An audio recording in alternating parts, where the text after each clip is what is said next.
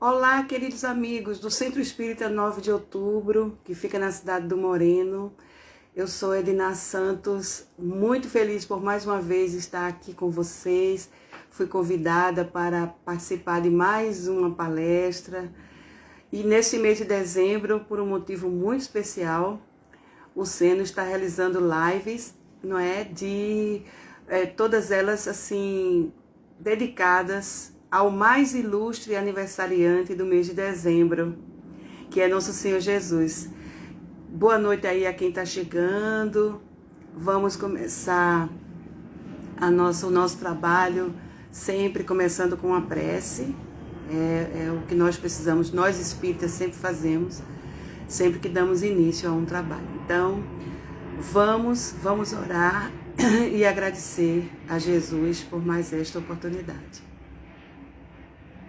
Senhor Jesus, amigo incondicional de todas as nossas horas, estamos muito felizes por estarmos aqui mais uma vez para participarmos da reunião pública doutrinária do Centro Espírita 9 de Outubro, dessa feita na modalidade virtual, em virtude de tudo o que está se passando conosco, mas assim mesmo, Senhor Jesus, muito felizes pela oportunidade de servir. Que possamos realizar nosso trabalho com alegria, com satisfação, e que todos nós possamos realmente, Senhor Jesus, graças à sua presença amorosa de sempre, a presença amorosa de todos os benfeitores espirituais, notadamente de Itagiba, que é o mentor espiritual do movimento espírita pernambucano, juntamente com Djalma Montenegro de Farias, que é o mentor espiritual aqui do Seno, do Centro Espírita 9 de Outubro. Então, sendo assim, Senhor Jesus, em seu nome e em nome de nosso Pai Celestial, damos por iniciada a nossa tarefa e que nós possamos realmente, Senhor, atingir ao objetivo dessa noite, que é falar sobre a sua personalidade, sobre essa criatura maravilhosa que foi um verdadeiro presente de Deus para nós aqui na Terra, não é? Então, o tema da noite de hoje que o Seno escolheu, Centro Espírita 9 de Outubro, da cidade do Moreno, para a gente conversar nessa 1h, 55 minutos, mais ou menos, Jesus é a luz do mundo. E realmente, sim, se nós formos olhar a história que trata sobre Jesus no Antigo Testamento, nós vamos encontrar um profeta muito querido do povo hebreu, e que foi possivelmente o profeta que mais falou sobre Jesus, sobre o advento de Jesus. O nome dele é Isaías. Ele viveu mais ou menos 65 anos. Ele foi um profeta assim de uma mediunidade extraordinária. A mediunidade de êxtase é uma mediunidade muito rara. E os profetas antigos, em função da época, em função do momento que eles vivenciavam, dos perigos que eles corriam, o êxtase era uma das modalidades, assim, digamos, naturais de alguns profetas que são médiuns, né? Hoje a gente chama esses profetas, nós chamamos esses profetas de médiuns, que na verdade eles são. E nesses êxtases, Isaías estava muito preocupado porque o povo de Israel andava muito triste por estar envolvido nas sombras em função da invasão dos assírios. E o rei daquele momento, muito mais preocupado com uma invasão, com uma possível invasão mais intensa, o que tinha acontecido há um século antes, quando Elias, lá no Reino do Norte, precisou intervir também sobre uma invasão. Isaías foi ao templo orar. E num desses êxtases, ele viu toda aquela preocupação que ele estava com o povo hebreu naquele momento tão grave, daquela eminente invasão. Ele viu a imagem de um menino. E então ele saiu do templo muito feliz, porque além das notícias ruins, e foi uma das razões que ele foi ao templo para pedir a Deus proteção para o seu povo, ele trouxe também para o povo boas notícias, notícias alegres. E aí nós vamos encontrar esse profeta 740 anos antes de Jesus nascer. É por isso, meus irmãos, que, vejam, a profecia da vinda de Jesus, ela ocorreu 740 anos antes de Jesus nascer. E hoje a gente, às vezes, se depara com determinadas profecias, né? Pessoas que, lamentavelmente, ou por animismo, ou por engodo de algum espírito brincalhão, acabam divulgando notícias sobre coisas que irão acontecer. Vocês veem que aqui o Isaías, ele disse que viria um Salvador, mas ele não disse quando.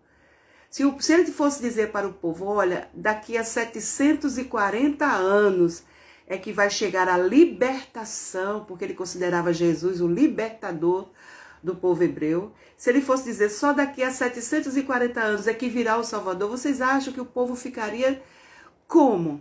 Então, quando a gente se depara com determinadas profecias no tempo atual, é bom ter muito cuidado.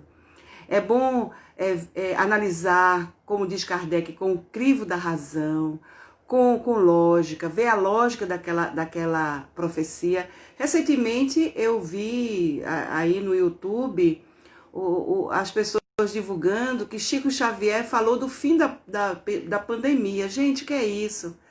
Então veja, a gente tem aqui em Isaías um profeta da mais alta consideração, da mais alta fidelidade a Deus, e ele então trouxe para as pessoas aquela boa notícia de que nem tudo era trevas, nem tudo era sofrimento, nem tudo era sombras, porque o príncipe da paz, a luz do mundo, tiraria as pessoas das sombras. Olha que coisa maravilhosa, né?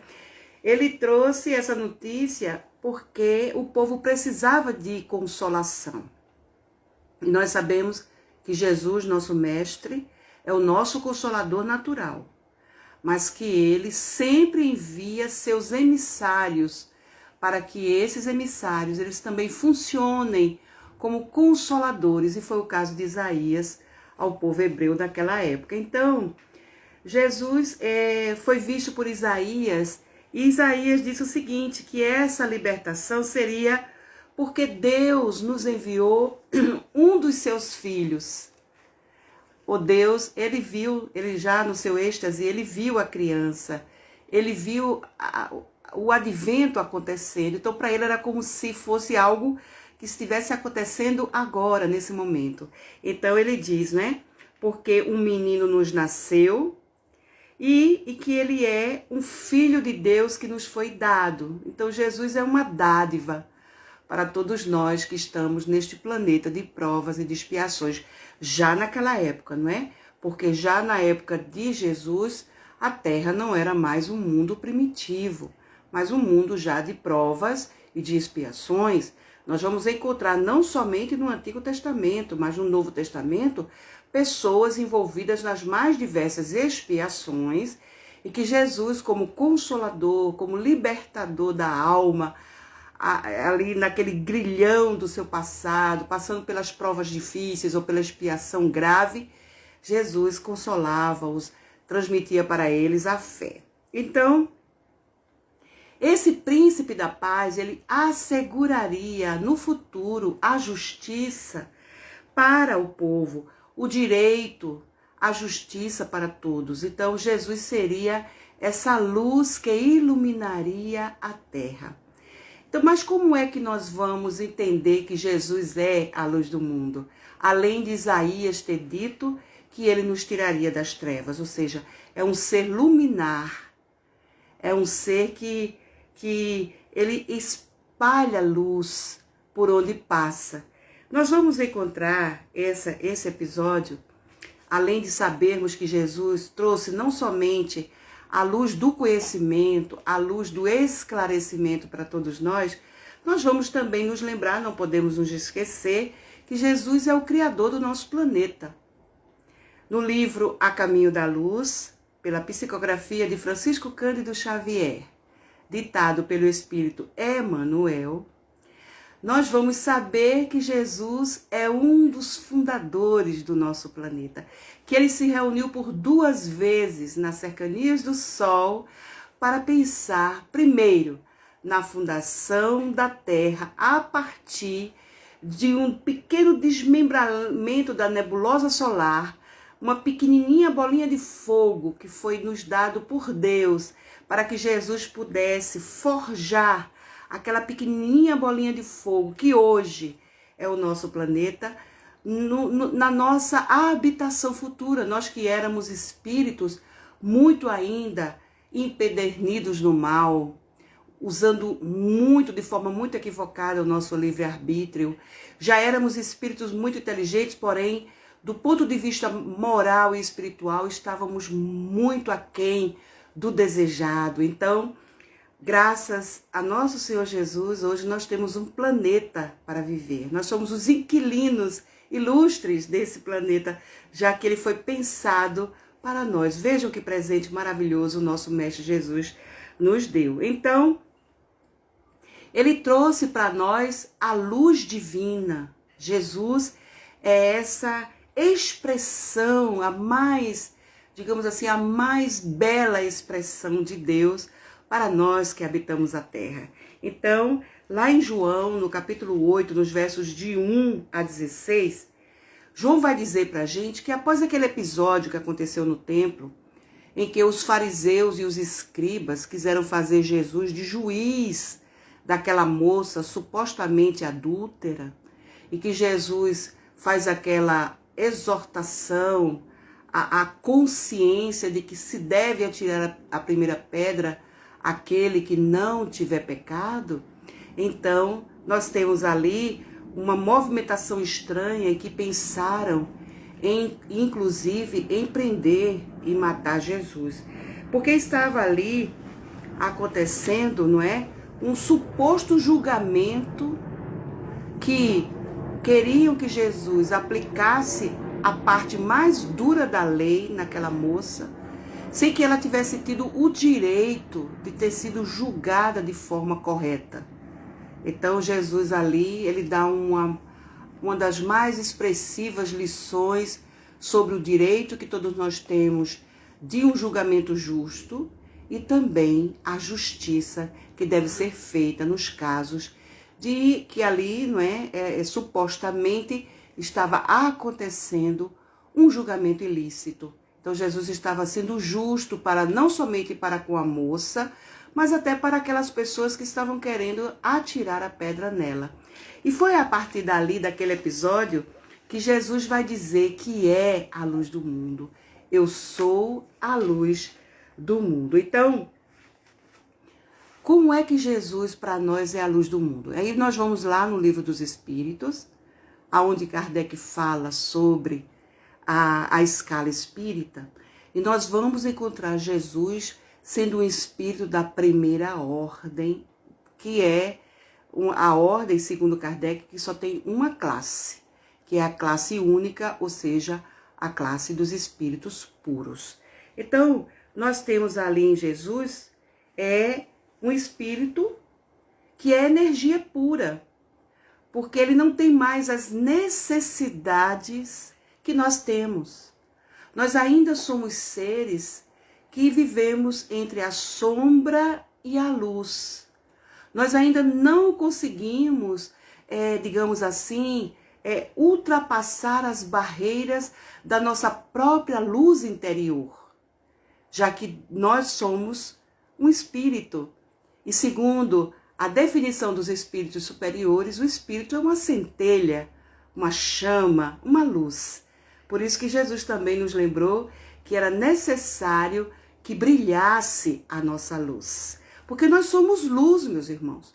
Só que nós ainda estamos nessa questão de sombra e de luz. Jesus é somente luz. Ele já ultrapassou as sombras. Daí, por ele ser um espírito de luz ou um ser de luz, ele é de energia brilhante, de energia genuína, de energia inexcedível para nós, porque nós ainda não conseguimos ultrapassar Jesus na sua maioridade espiritual, nem na sua maioridade moral. Então, Jesus é sublime, ou seja, é algo de puro, é algo que nós ainda não temos a noção certa dessa essência de pureza que é o nosso Mestre Jesus. Então, ele é um ser que não está mais submetido a nenhuma necessidade material.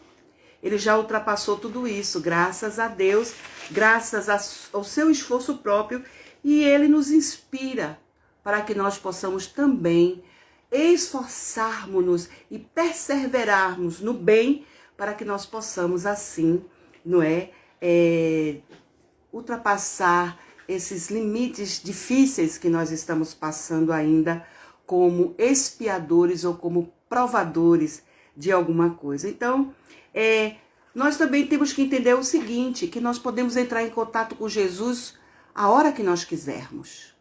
Só que Jesus, ele não necessariamente, por presunção nossa, ele tem que estar ao nosso serviço sempre. Até porque nem sempre nós estamos em condição de receber ajuda em função da nossa ainda ignorância muito grande. Ou seja, a nossa ausência de luz. E nós vamos também seguir Jesus, devemos segui-lo, porque Jesus é o nosso guia e é o nosso modelo. Ele é o que nós precisamos como inspiração, como referência para a nossa ascensão espiritual e moral, porque foi dito na questão 625 do Livro dos Espíritos, quando Kardec pergunta aos espíritos superiores qual o tipo mais perfeito que Deus tenha enviado à Terra para lhe servir de guia e modelo, e aí eles vão responder, vide Jesus. Então, Jesus, nós devemos segui-lo, porque ele é o nosso guia e ele é o nosso modelo. E também, Jesus constitui, segundo os espíritos superiores, o tipo da perfeição moral que a humanidade pode aspirar na Terra. O que isso significa dizer para nós, meus irmãos? É que Jesus, não há ninguém que já tenha passado pelo nosso planeta com a maior das inteligências ou com a maior da moralidade, não se equivale a nosso Senhor Jesus. Ele é o único e verdadeiro representante de Deus na Terra. Por isso que quando ele disse, eu e o meu Pai somos um, ele causou digamos assim, uma grande chateação para o povo daquela época. Jesus estava naquela festa, na festa da dedicação, que é uma festa em que os judeus comemoram a iluminação da terra, a chegada da luz na terra, a necessidade de as famílias viverem na luz do Senhor, na epifania do Senhor, ou seja, na intuição da existência de Deus, e que como Jesus é a sua expressão mais divina na terra, então Jesus é a nossa epifania, é a nossa intuição mais clara da presença de Deus nas nossas vidas, da existência de nosso Pai soberanamente justo, infinitamente misericordioso e bom. Então Jesus é esse representante. Então Deus nos ofereceu Jesus porque ele é a expressão mais pura da lei do Senhor. Nós sabemos que Jesus veio para restaurar os 10 mandamentos, que é a lei de Deus. Quando a gente fala a lei de Deus, a gente está falando dos 10 mandamentos. O que Moisés fez foi pegar esses 10 mandamentos e subdividi-los em outros códigos de moral, de comportamento ético e moral para aqueles que estavam sob a sua legislação. Mas os 10 mandamentos são, na verdade, a essência, o conteúdo de nosso Senhor Jesus. Então, tudo que ele nos ensinou, tudo que Jesus nos disse, tem base nos 10 mandamentos. Então, meus irmãos, Jesus é, portanto, a mais pura expressão dos 10 mandamentos, de tudo que está contido lá. E Kardec faz questão de falar sobre eles em O Evangelho segundo o Espiritismo, já que toda a lei cristã, todo o movimento cristão precisa ser baseado nos 10 mandamentos. Então, ele estava na festa da dedicação, lá no templo de Jerusalém, e é uma festa que em hebraico significa Chanukah. Chanukai é aquele castiçal de 8 braços. Ali, o Chanukai, ele representa a Chanukah, porque como ele é um candelabro, ele inspira luminosidade. E então, a Chanukah era nesse momento que Jesus estava participando lá no Templo de Jerusalém. É uma festa que se comemora todos os anos aqui agora na modernidade, para vocês terem uma ideia do que é, do simbolismo da Chanukah. Ela é comemorada pelos judeus que estão espalhados pelo mundo inteiro no dia 6 de dezembro de cada ano. É como se fosse uma espécie de Natal deles, né? Uma espécie assim de momento, porque eles reúnem toda a família para louvar, para entoar cânticos a Deus. Então, essa festa, a Chanukah, ela comemora a vitória da luz contra a escuridão. Então vejam, Jesus estava no lugar certo, na hora certa, simbolizando para o povo judeu essa luz que tira-nos da escuridão da ignorância, do pecado, do erro, do ódio, do desejo de vingança, da inveja, da falta de justiça, de respeito e principalmente de perdão. Porque se nós pudéssemos fazer um inventário de tudo que já aconteceu na humanidade, nós chegaríamos a um quesito chamado perdão, ou, melhor dizendo, ausência de perdão.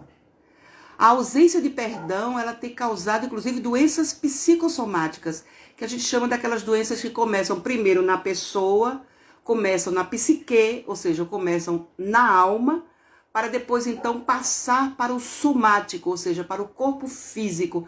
A grande maioria das nossas doenças físicas são decorrentes da ausência do perdão.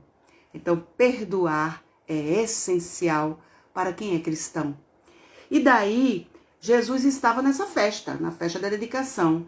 Então, como ele disse, eu e o meu Pai somos um, porque ele é a mais expressiva expressão, né? Até ficou meio que pleonástico, né? Expressiva expressão, desculpem aí a figura de linguagem, mas foi o que chegou na hora.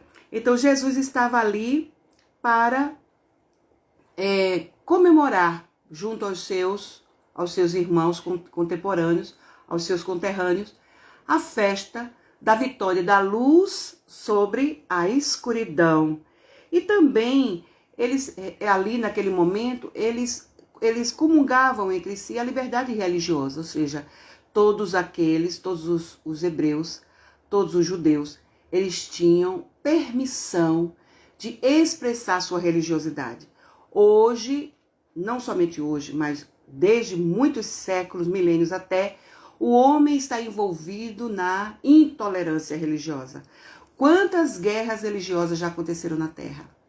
Então, ali naquele momento, eles estavam brindando a liberdade religiosa, sem digamos assim, talvez não no caso de Jesus, mas do povo em si, sem ter ideia do que poderia ainda acontecer na Terra em decorrência da intolerância religiosa. E dali eles estavam, cada pessoa levava a sua família para lá, para o templo. Hoje não, né? Hoje eles fazem esse tipo de comemoração nos seus lares ou até na sinagoga, na igreja. Mas naquele momento eram feitas ali no templo de Jerusalém. E ali eles recitavam bênçãos, cantavam e louvavam a Deus pela vitória da luz sobre a escuridão. Mas Jesus também falou o seguinte: eu sou a luz do mundo, não é? Quem me segue não andará nas trevas. Essa colocação de Jesus, ela é muito importante para a nossa reflexão. Porque a gente, quando anda de noite, a gente anda com medo de tropeçar em alguma coisa, não é? Se a escuridão for muito grande. Pessoas que, às vezes, andam em ruas muito escuras. Nós já até ficamos apreensivos quando passamos numa rua escura. Podemos ser assaltados por alguma pessoa, não é, ligada ao furto, ao roubo. Nós podemos ser, digamos assim, surpreendidos com alguma coisa, com algum episódio desagradável. Então, quem anda na escuridão tem medo. sofre, se angustia com esse medo. Então, quando Jesus diz que ele é a luz do mundo e que quem o segue não andará nas trevas, Jesus está dizendo, portanto, meus irmãos, que ele nos tira dessa situação de ignorância, de escuridão interior. Porque nós devemos também interpretar as palavras de Jesus, não somente pela questão da palavra em si, mas nós devemos ver a semântica das palavras que Jesus coloca. Porque geralmente tudo que ele fala simbolicamente. Então ele também estava falando para nós da questão da escuridão interior. E hoje, lamentavelmente, nós vemos, não é, que o grande problema do nosso planeta não são mais as guerras bélicas, as guerras, os conflitos armados, não somente esses. O grande perigo agora para nós que estamos na modernidade são as guerras biológicas, as guerras atômicas, as guerras psicológicas. E o que mais aconteceu durante esses 9 meses de pandemia pelo coronavírus foi a pressão, a guerra psicológica. Quanto medo foi colocado nas pessoas e que muitas delas desencarnaram em função do medo que elas sentiam de morrer, do medo que elas sentiam, da insegurança que estava sendo colocada. Então, meus irmãos, nós temos hoje outra realidade, também muito mais diferente, inclusive dos nossos irmãos que passaram por uma pandemia em 1918, quando houve o surto da gripe espanhola no mundo, inclusive no Brasil e inclusive aqui na cidade do Recife, onde eu estou, trazido por navio espanhol que atracou no porto do Recife, e muitas pessoas aqui na nossa cidade contraíram também a gripe espanhola. E depois, lá pelos idos de 2009, houve outro surto. Dessa feita foi a gripe H1N1, que ainda hoje persiste nos quadros médicos, nos hospitais, nas pessoas que são atendidas por esse vírus, que é também chamado de influenza, que é um vírus que até hoje ele desafia a medicina da Terra. Ainda não conseguiram isolar de uma forma definitiva esse vírus. Então, nós não estamos apenas envolvidos com o coronavírus, nós estamos envolvidos com outros vírus. Quando íamos ao médico, há algum tempo atrás, até as pessoas reclamavam, poxa, tudo hoje para o médico é virose, porque eu fui lá com dor de cabeça, com isso, com aquilo. Quando eu cheguei lá no hospital, que o médico me viu, disse, o senhor está com a virose, a senhora está com a virose. Ou seja, essa questão de vírus, ela já é antiga.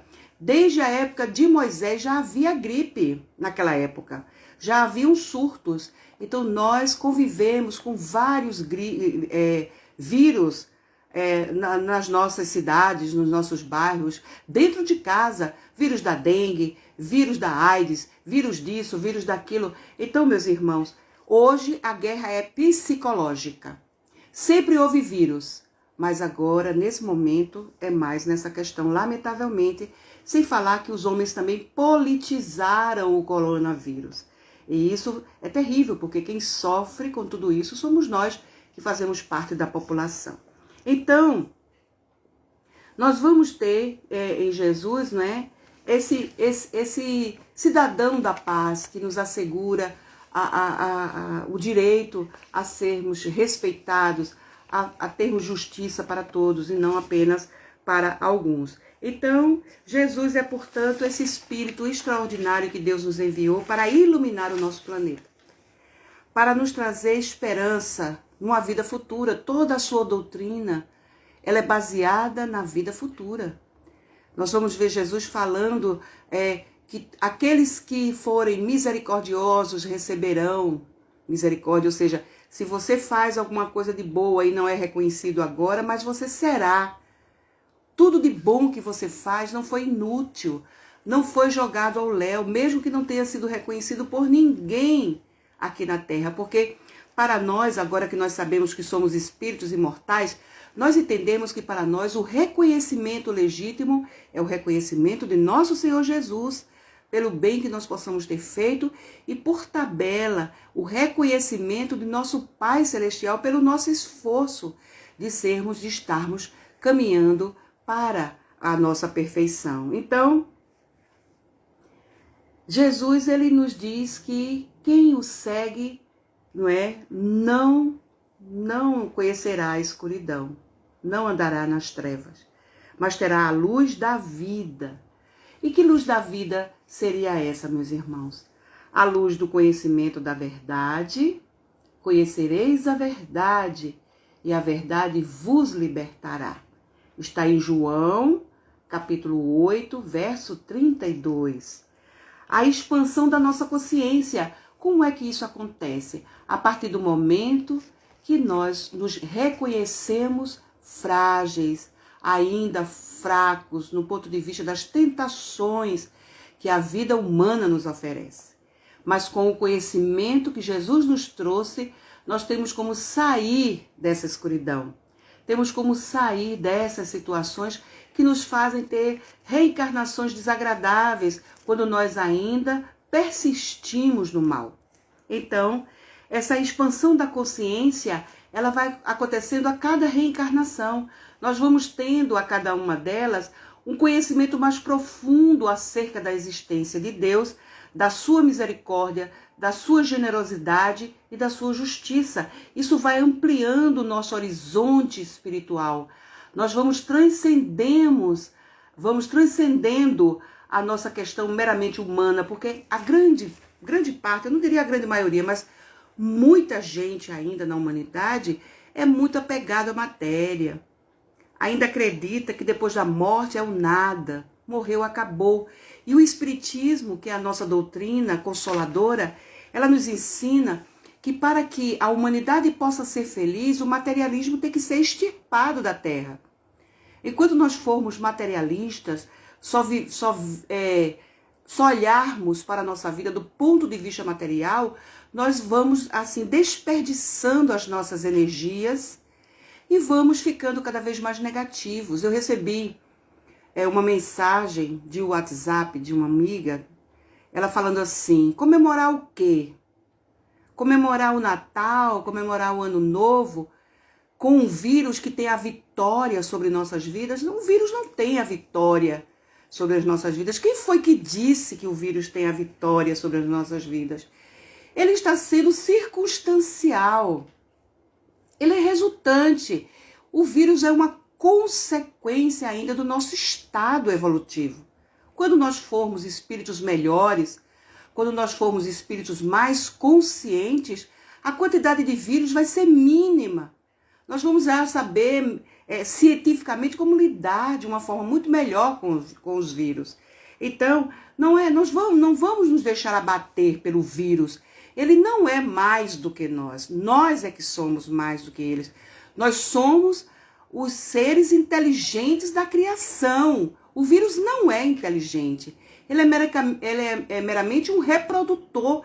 Ele é uma circunstância da lei de causalidade, de existência desses micro-organismos que sempre houve a existência deles aqui na Terra. Então, meus irmãos, não vamos deixar de comemorar o Natal de Nosso Senhor Jesus por causa de um vírus. Vamos sim nos reunir com a nossa família, tomando todos os cuidados, porque nós sabemos que ele é um vírus muito rápido no contágio.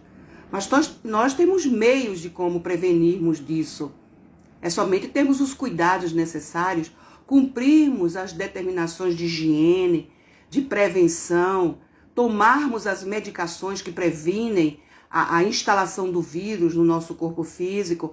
É isso que nós precisamos fazer. E não deixar de comemorar a chegada da luz do mundo na Terra por causa de um vírus.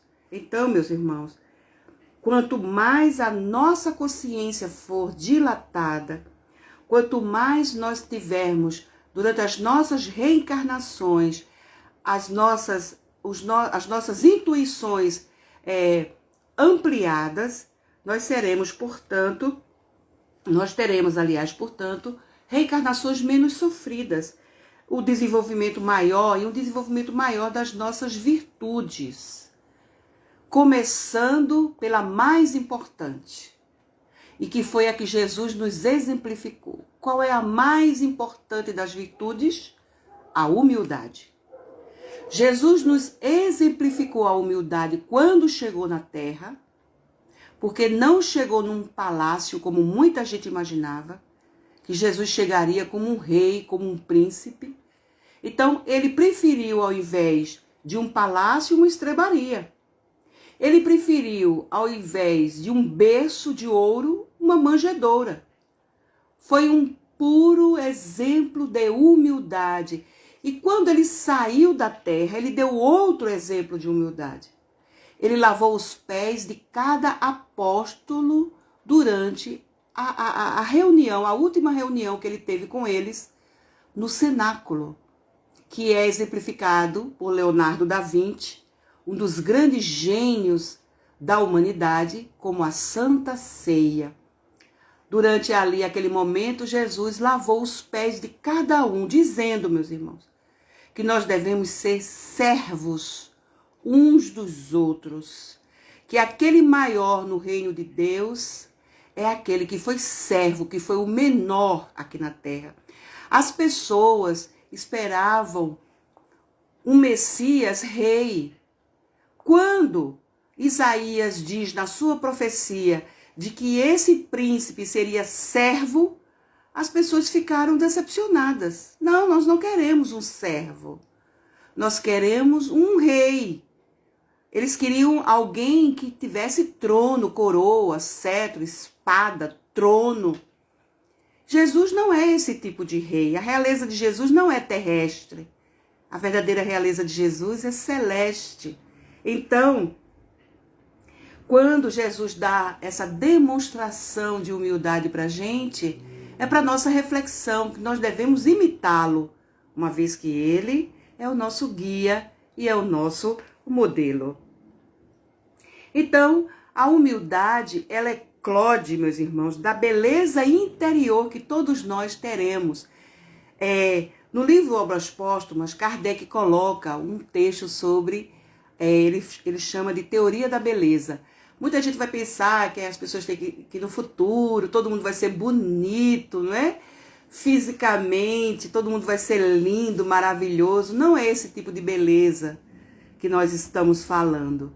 Nós estamos falando da beleza interior, que ela suplanta qualquer estética exterior. Muitas vezes uma pessoa pode ser, do ponto de vista estético, do nosso entendimento do que seja beleza, uma pessoa linda por fora, mas que tem uma alma muito pobre ainda do ponto de vista de beleza. Então, o que os espíritos superiores falam, o que Jesus fala, o que Kardec fala é da beleza interior de cada um. E tudo começa pela humildade. Eu já escutei essa expressão, tem gente que diz assim, eu tenho orgulho de ser humilde. O orgulho é o oposto da humildade, né? Então, você dizer que tem orgulho de ser humilde é complicado, né? Então, na verdade, é essa beleza interior que é oriunda da humildade e que, por consequente, é oriunda da caridade.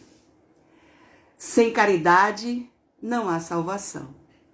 Então, quando nós formos humildes, a ponto de entendermos que a verdadeira beleza é a beleza interior e que o mais alto escalão para nós sermos, digamos assim, chegarmos a sermos espíritos superiores, é sermos caridosos, misericordiosos, perdoarmos os nossos ofensores. Eu vi uma senhora falando, voltei a falar do perdão, porque a gente não pode falar de caridade sem falar de indulgência e de perdão, não é? Sem falar de bondade, sem falar de indulgência e sem falar de perdão. Uma senhora falando numa entrevista sobre vários infartos que ela já tinha sofrido. E quando ela teve o último, a psicóloga, ou foi a assistente social, não me lembro bem agora nesse momento, mas ela disse que uma pessoa do hospital conversou com ela, quando ela ainda estava em convalescença, e perguntou para ela como era o dia a dia dela, como era o cotidiano dela, e ela falou, eu sou uma pessoa muito que me irrito facilmente. As pessoas têm que fazer as coisas do jeito que eu gosto, sou muito exigente. E quando elas não fazem o que eu quero, eu me chateio, eu me irrito, eu explodo, eu fico estressada.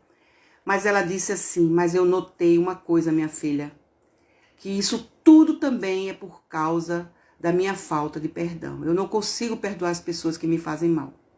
Eu tenho uma dificuldade incrível de desculpar alguém que tenha me feito alguma coisa. E daí, os infartes são a consequência. Porque nós sabemos que tudo começa no espírito. Tudo começa em nós enquanto essência. E parte, portanto, para a nossa parte física, para o nosso corpo físico, coitado, que sofre todas as influências, as más vibrações, as emanações deletérias, do ódio, do ressentimento, da raiva, da ira, que são emoções difíceis e muito rápidas, porque elas ocasionam danos terríveis ao corpo físico. Então, a nossa cura está na indulgência, na benevolência e no perdão.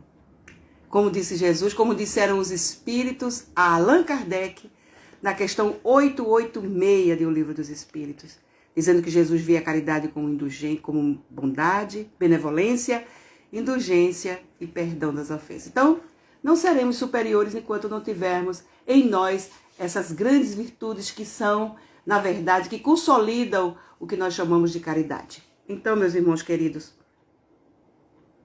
a humildade é a eclosão da beleza interior e também pela bondade oriunda da caridade. Então, a bondade, eu li uma frase que eu achei muito interessante, já que nós estamos falando de Jesus, e quando se fala de Jesus, se fala de coisa boa, se fala do bem, se fala da esperança, se fala de tudo de bom que a gente possa imaginar.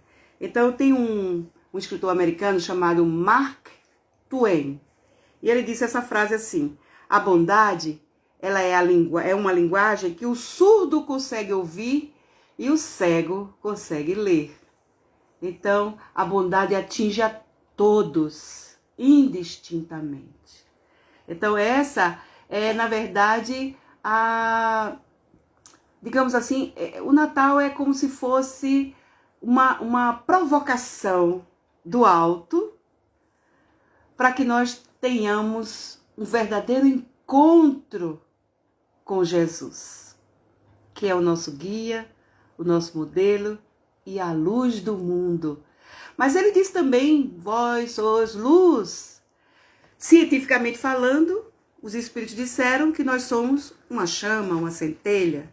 Então, os nossos corpos perispirituais é que nos individualizam, porque sem o nosso perispírito, nós estaríamos espalhados, né, aí no universo. Então, o perispírito é o nosso primeiro corpo que foi dado por Deus para que nós pudéssemos ter também, não somente a vida espiritual, mas a vida humana, né? Então, o nosso perispírito, ele é o modelador, como diz Jorge Andréa, chamando de o modelador organizador biológico, MOB. Tem até uma sigla, né?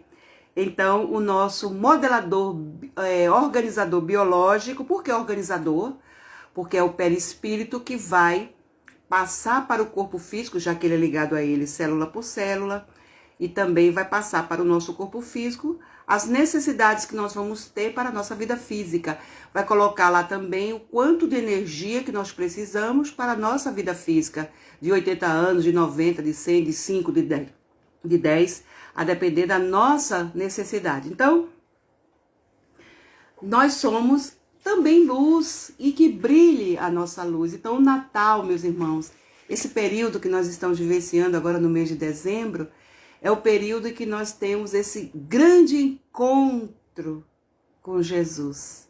Daí a necessidade de reunirmos a nossa família, de fazermos o nosso evangelho na noite do dia 25 de dezembro, de podermos estar junto com a nossa família, comemorando mais um ano juntos.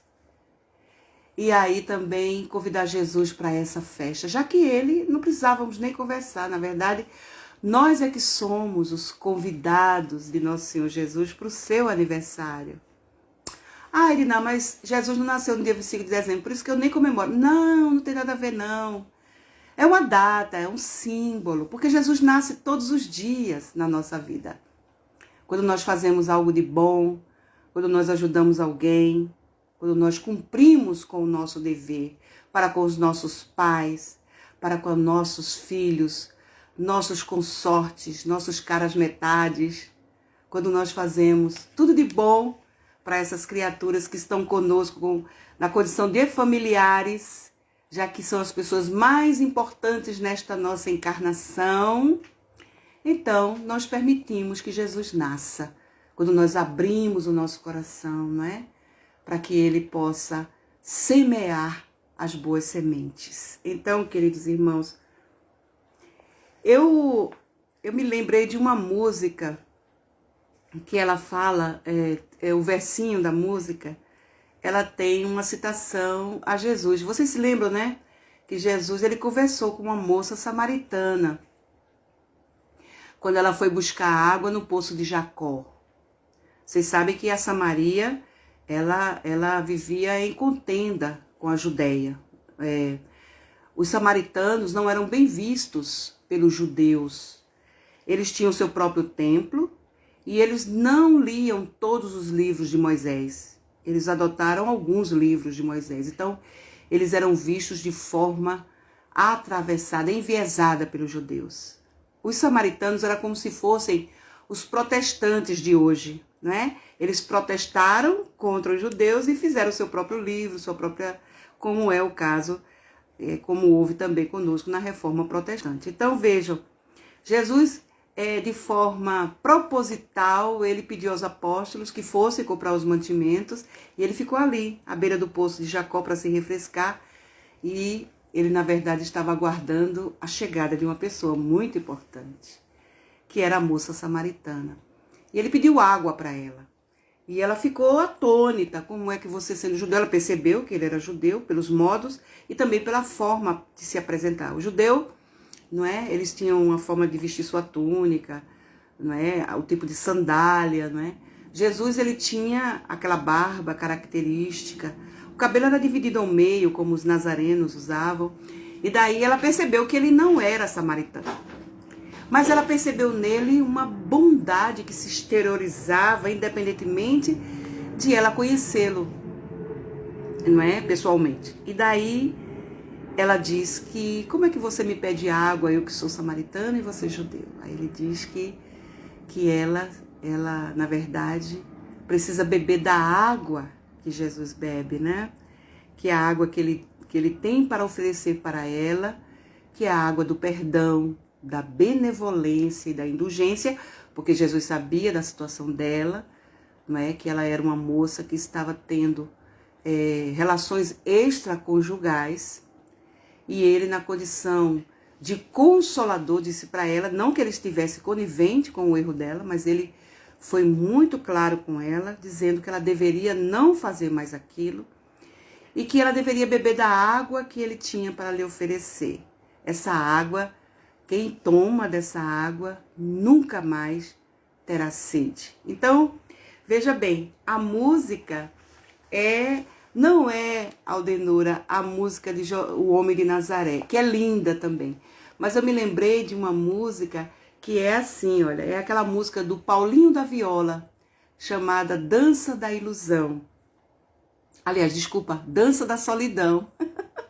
É uma música linda. Então ela diz assim, a música: apesar de tudo, existe uma fonte de água pura. Quem beber daquela água não terá mais amargura. Paulinho da Viola, ele foi muito feliz ao colocar Jesus na sua letra de música, não é? É linda essa música, não sei se vocês já escutaram, com a Marisa Monte. Ela interpreta muito bem, lindamente essa música. Mas o que eu trouxe pra gente sobre a música, o versinho da música, é pra gente refletir sobre a citação de Jesus. Quem beber da água que eu forneço, nunca mais terá sede. Meus irmãos, como a gente vive com sede, não é? Nós temos sede de justiça, sede disso, sede daquilo. Nós achamos que está tudo errado, que o mundo deveria ser diferente, que o Brasil deveria ser diferente, que tudo deveria ser diferente. A gente só não pensa que nós é que devemos ser diferentes. Que nós é que devemos provocar a nossa transformação interior.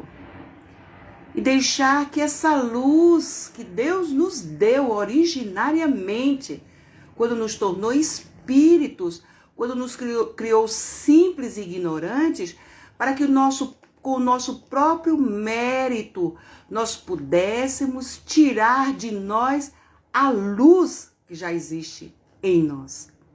Então, a partir dessa constatação, a partir de quando nós passarmos a ter atitudes diferentes, de sermos diferentes, mas diferentes para o bem. Muitas pessoas, no virar do ano, não é? Elas dizem, eu vou mudar. Às vezes, uma pessoa que está envolvida num vício muito grave, o pai e a mãe conversam, meu filho, minha filha, saia dessa vida, mude, por favor, saia das drogas, saia disso, saia daquilo. E às vezes os filhos, até envolvidos pelas boas vibrações de seus pais, dizem, papai, mamãe, eu prometo que eu vou mudar, que eu vou melhorar. Mas às vezes o desânimo, a falta de perseverança, de vontade, faz com que a pessoa desista no meio do caminho e entre pela porta larga da desilusão. E infelizmente não muda, continua sendo aquela mesma pessoa. Mas aquele conselho que o pai, que a mãe lhes deram, vai ficar guardado no íntimo do seu coração, da sua alma. E quiçá, talvez ainda nesta encarnação, essa criatura se transforme, não é? Se conscientize da necessidade da sua mudança, como a menina samaritana fez quando Jesus conversou com ela na beira do poço de Jacó. Sabe o que aconteceu com ela? O nome dela é Fotina. E Fotina, a moça samaritana, ela foi divulgar a conversa que ela teve com Jesus lá na cidade. Quando ela chegou lá, tão entusiasmada com o que Jesus tinha dito para ela, sobre ela, não é? A partir daquele momento, deixar de viver aquela vida perigosa, aquela vida ruim que ela estava vivendo e passar a ser uma nova pessoa. Ela ficou tão feliz, envolvida nas vibrações, naquelas emanações maravilhosas de Jesus, na sua aura extraordinária de luz e de compaixão. Ela se tornou uma das maiores disseminadoras do Evangelho de Jesus. Fotina, gravem o nome dela. Ela foi uma das grandes divulgadoras, uma das melhores, maiores discípulas, porque Jesus não tinha somente discípulos, Jesus teve muitas discípulas também, e Fotina foi uma delas. Então, meus irmãos queridos, nós temos nesse momento, nesse período do Natal, a nossa oportunidade de fazermos a nossa mudança interior. Primeiro, o nosso encontro ou reencontro com Jesus. E, em segundo lugar, olharmos para dentro de nós mesmos e vermos como é possível mudar. Fotina mudou, Madalena mudou, Paulo mudou, João, Pedro, todos mudaram. Todos se tornaram pessoas melhores depois que tiveram esse encontro com o nosso Senhor Jesus. O de Paulo foi na entrada de Damasco. O de Madalena foi quando Jesus expulsou muitos demônios que faziam com que ela ficasse naquela situação de uma mulher que tinha vários homens. Então vejam, cada um tem o seu momento de encontro e de libertação por Jesus. Então nós precisamos fazer do Natal a festa da nossa família ao encontro de Jesus. Não somente nós, mas incentivarmos também aqueles que estão conosco, convivendo conosco no nosso dia a dia, também a ter esse encontro ou reencontro com o nosso Mestre Jesus. Eu diria que talvez reencontro, né? Possivelmente, como somos espíritos muito antigos, nós estávamos naquela época em que Jesus passou por aqui, em que ele, como missionário de Deus, como representante de Deus, ele aceitou cuidar de todos nós. Então, possivelmente, nós estávamos naquela época também. Então, não é só um encontro com Jesus no Natal. Todo ano tem um encontro com Jesus. Não, são reencontros. Cada Natal é um novo reencontro com o nosso Senhor Jesus. Então vamos reunir nossa família, vamos fazer as nossas preces, vamos fazer o nosso agradecimento, vamos fazer como os judeus fazem, a festa da dedicação. Vamos louvar a Deus, vamos louvar a Jesus, vamos louvar pela oportunidade extraordinária que Ele nos dá de nós podermos ser pessoas de bem, pessoas felizes, pessoas capazes de superarem todos os desafios que a vida nos ofereça, meus irmãos. Então eu desejo a todos vocês um Feliz Natal, que vocês possam ser cada dia mais felizes, cada dia mais pessoas de bem, homens e mulheres de bem, e eu tenho certeza que vocês já são, mas cada vez vamos ficando melhores nesse quesito, tá certo? Então, muito obrigada pela oportunidade, agradeço muito a todos os que fazem o Centro Espírita 9 de Outubro, lá de Moreno. Agradecer a todos vocês que estiveram presentes virtualmente aqui conosco, fazendo parte desse trabalho, desse momento de reflexão, desse momento de lembrança da existência de nosso Senhor Jesus. E vamos assim fazer a nossa prece de agradecimento. Muito obrigada pelas palavras de carinho, pelos coraçõezinhos. Que Deus possa nos abençoar a todos. Vamos orar. Senhor Jesus, amigo incondicional de todas as nossas horas, só temos a agradecer, Senhor, pela oportunidade que nos concedes de estarmos aqui nesta noite, lembrando da sua presença amorosa que nunca se ausentou das nossas vidas. Só temos a agradecer, Senhor Jesus, e no dia 25 de dezembro, mais uma vez, nós vamos nos reunir em família para agradecer por tudo de bom que você nos faz, Senhor. Continua fazendo no seu trabalho incansável pelo bem da humanidade terrestre. Muito obrigada, Jesus. Obrigada pela presença dos benfeitores espirituais ao seu comando, que cuidam de nós, que nos livram do mal, que nos dão esperança, que nos ajudam cada momento, a cada minuto da nossa vida. Então, Senhor Jesus, só pedimos que protejas cada vez mais o nosso planetinha, que ajudes a todas as pessoas da humanidade a saírem de seus sofrimentos e de suas dores pela conscientização no trabalho no bem. E sendo assim, Senhor Jesus, certos da sua presença e da sua assistência de sempre, damos por encerrada a nossa reunião pública em seu nome e em nome de Deus, nosso Pai soberanamente justo e infinitamente bom. Muito obrigada por tudo, Senhor Jesus. Muito obrigada, queridos. Que Deus possa abençoar todos nós cada vez mais, viu? Então a gente se vê em janeiro, numa próxima oportunidade. Acho que é em janeiro que a Aldenora nos convidou para mais um trabalho junto ao Seno. Será uma alegria imensa participar com vocês de mais um trabalho. Aldenora, querida, eu que agradeço por tudo, viu? Agradeço a vocês, que Deus possa continuar nos abençoando, que essa pandemia possa passar rápido, porque tudo passa, não é? 9 meses diante da eternidade é um átimo, não é? De tempo.